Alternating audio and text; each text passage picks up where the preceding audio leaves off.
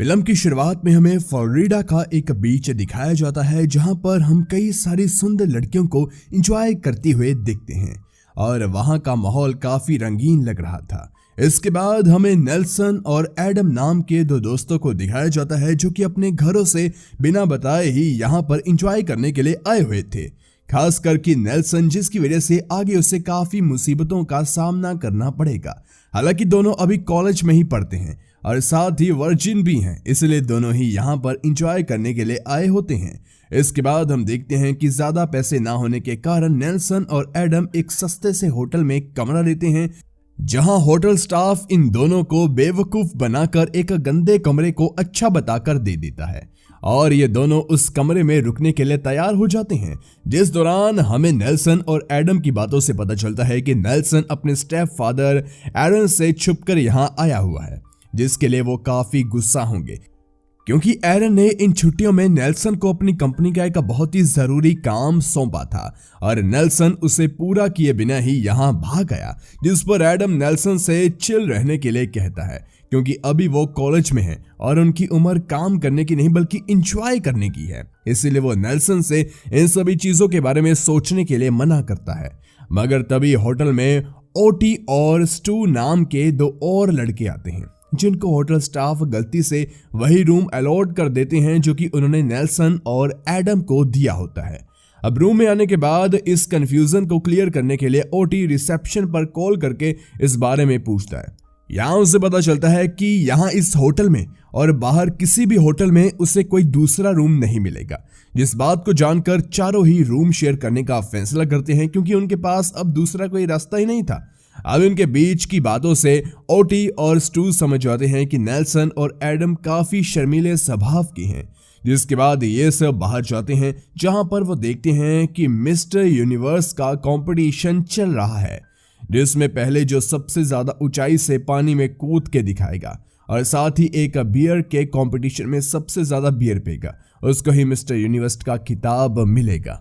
अब इस कंपटीशन में ओटी पार्टिसिपेट कर लेता है जिसमें वो सबसे पहले कम ऊंचाई से पानी में कूदता है, लेकिन वहां से हर कोई कूद रहा था, इसलिए ओटी एक नारियल के पेड़ पर चढ़कर वहां से पानी में जंप मारता है जिससे वो ये लेवल जीत जाता है।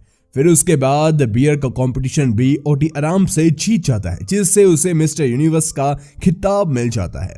जिसके बाद ओटी, स्टू, नेल्सन और एडम साथ में एंजॉय करते हैं और फिर वो लोग गाड़ी में पेट्रोल भरवाने के लिए एक गैस स्टेशन पर रुकते हैं जहां पर एक कार में दो और लड़कियां आती हैं जिन्हें ओटी बातों ही बातों में पटा लेता है, जिस पर वो लड़कियां ओटी और स्टू को बियर ऑफर करती है। जिसके बाद ओटी और स्टू उन्हीं के साथ वहां से निकल जाते हैं। ये सब बेचारे नेल्सन और एडम देखते ही रह जाते हैं। जिसके बाद दोनों शहर में कुछ देर घूमकर होटल रूम में वापस चले आते हैं जहां दोनों सोचने लगते हैं कि अगर वो दोनों लड़कियां स्टू और ओटी के बजाय उन्हें मिलती तो कितना अच्छा होता। लेकिन तभी अचानक से वहां पर ओटी और स्टू उन्हीं दोनों लड़कियों के साथ रूम में चले आते हैं और देखते देखते ओटी और स्टू लड़कियों के साथ नेल्सन और एडम के सामने ही इंटीमेट होने लगते हैं। अब पहली बार नेल्सन और एडम दोनों ही इन लड़कियों के अंगों को देखते ही रह जाते हैं, मगर वो भी देखने के अलावा कुछ कर नहीं सकते थे, इसलिए उन्हें आंखें सेक कर ही संतुष्ट होना पड़ता है। अब नेल्सन और एडम स्टू और ओटी के साथ फ्लोरिडा में और भी मजे करते हैं। इसके बाद हमें नेल्सन के स्टेप डैड एरन को दिखाया जाता है जिसने एक पॉलिटिकल कैंपेन में बिजी होने के कारण नेल्सन को कंपनी का कुछ जरूरी काम पूरा करने के लिए दिया था, लेकिन जब उसे पता चलता है कि नेल्सन भाग चुका है तो वो काफी ज्यादा गुस्सा होता है और वो इसके लिए नेल्सन की मॉम को काफी उल्टा सीधा सुनाता है। जिस पर नेल्सन की मॉम नेल्सन का ही पक्ष लेती है और कहती है कि उसे वक्त के साथ अकल आ जाएगी। अब एरन एडी नाम के एक आदमी को नेल्सन का पता लगाने के लिए बोलता है, जिसके बदले वो एडी को उसका सपना पूरा करने के लिए $5000 ऑफर करता है। दरअसल एडी एक बहुत ही लालची और पैसों के पीछे भागने वाला इंसान होता है, इसलिए वो नेल्सन को ढूंढ निकालने के लिए तैयार हो जाता है क्योंकि वो इन $5000 से उसी फ्लोरिडा के बीच होटल को खरीदना चाहता था जहां पर नेल्सन और एडम रुके हुए थे। इसीलिए वो अपने आदमियों के साथ नेल्सन को ढूंढने के लिए निकल जाता है। वहीं दूसरी तरफ नेल्सन और एडम, स्टू और ओटी एक साथ पार्टी में काफी ज्यादा एंजॉय कर रहे थे, जहां पर बियर और लड़कियों की कोई कमी नहीं थी। अब इसी दौरान नेल्सन की नजर एक सूसी नाम की लड़की पर पड़ती है, जो कि वहां अपनी ही धुन में मगन थी। इसलिए नेल्सन उसके पास जाकर उससे बातें करता है और जल्दी दोनों में दोस्ती हो जाती है, जिसके बाद नेल्सन और सूसी साथ में सूसी के होटल रूम में जाते हैं, जहां पर बातों ही बातों में दोनों एक दूसरे के करीब आने लगते हैं। तभी नर्वसनेस की वजह से नेल्सन को प्यास लग जाती है और वो बाहर कुकी लेने के लिए जाता है, लेकिन लौटते वक्त वो सूसी का रूम भूल जाता है, क्योंकि उसने उसका रूम नंबर नहीं देखा था। इसलिए अब वो अलग अलग रूम्स में जाकर नॉक करने लगता है, जिससे वहां के लोग डिस्टर्ब हो जाते हैं और वो होटल स्टाफ से इसकी कंप्लेन कर देते हैं, जिसकी वजह से होटल स्टाफ नेल्सन को वहां से जबरदस्ती बाहर निकाल देते हैं और अब वो कुछ नहीं कर सकता था, इसलिए वो वहां से चुपचाप चला जाता है। अब अगली सुबह नेल्सन एडम से अपनी पिछली रात की बेवकूफ़ी के बारे में बताता है, जिस पर एडम उससे कहता है कि आखिर वो रूम से बाहर निकला ही क्यों। मगर नेल्सन बेचारा क्या ही बताता कि वो ऐन वक्त पर नर्वस हो गया था।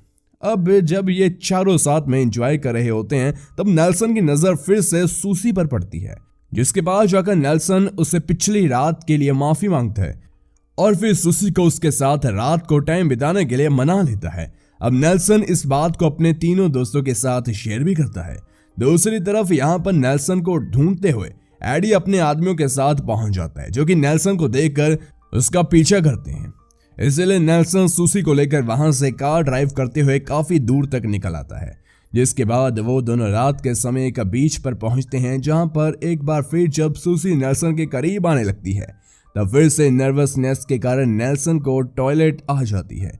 इसलिए वो टॉयलेट करने जाता है, लेकिन वो गलती से एक मगरमच्छ पर टॉयलेट कर देता है और वो मगरमच्छ नेल्सन की पैंट को पकड़ लेता है। इसलिए नेल्सन अपनी पैंट को वहीं उतार कर वापस सूसी के पास भागकर आ जाता है और सूसी नेल्सन को अंडरवेयर में देखकर सोचती है कि ये कुछ ज्यादा ही एक्साइटेड है, जिसके बाद वहां पर दोनों रात भर इंटीमेट होते हैं।